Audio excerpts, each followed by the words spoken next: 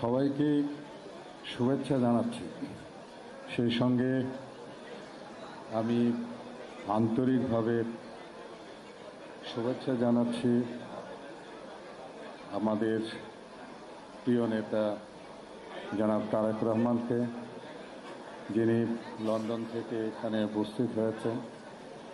আমি দীর্ঘদিন পর এরকম একটা পরিবেশ পেয়েছি যেখানে সকলকে একত্র পেয়েছি। এটা আসলে জুলাইয়ের এই সংগ্রামের মাধ্যমে আমাদের এটি অর্জন হয়েছে। তো আমরা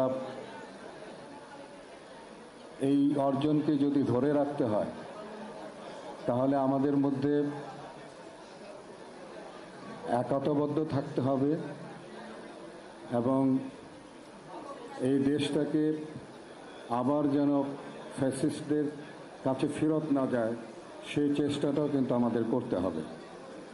কারণ ইতিমধ্যেই অনেক কিছু ঘটে যাচ্ছে, সেগুলো বিষয়গুলো আপনারা সকলে সতর্ক থাকবেন এবং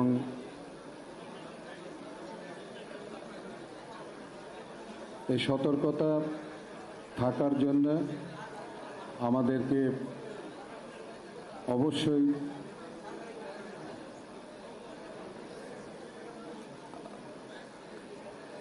যাই হোক, আমি আর বেশি কিছু বলতে চাই না।